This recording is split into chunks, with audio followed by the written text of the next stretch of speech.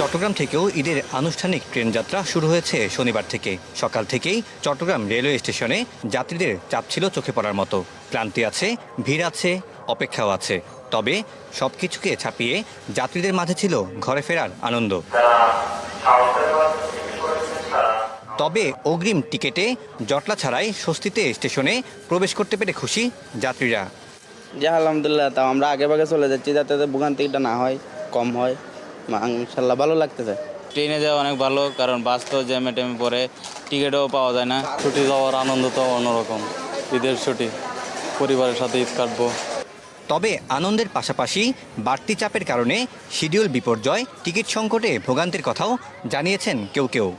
Train বিজয় express ওটা একটু বিলম্ব হয়, সবসময় বিলম্ব হয়, ওটা একটু দেরিতে আসে, এর জন্য একটু ভোগান্তিতে আসে আর কি। 9টা 20-এর কথা বলে এখন 11টা 12টা 1টায় নিয়ে যায়। এই ট্রেন চলে যায় এখন এই জামালপুর পর্যন্ত যাইতে যেতে রাত্রে 12টা বাজে। তবে রেলওয়ে কর্তৃপক্ষ বলছে, এবারের ঈদ যাত্রাকে স্বস্তিদায়ক করতে টিকিট কালোবাজারি ঠেকানো, সময়সূচি ঠিক রাখা এবং স্টেশনে শৃঙ্খলা বজায় রাখতে নেওয়া হয়েছে বিশেষ পরিকল্পনা। আসলে যাত্রী দুর্ভোগ শব্দটা আমি মনে করি যে এবার হবে না ইনশাল্লাহ। আমরা আজকে দেখেন, আজকে প্রথম দিন আমাদের সবগুলো ট্রেনই রাইট টাইমে চিটাগাং থেকে চলে গেছে।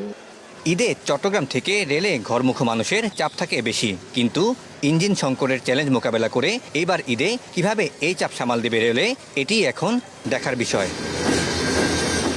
Syed Tamim Mahmud, star news, Chittagong.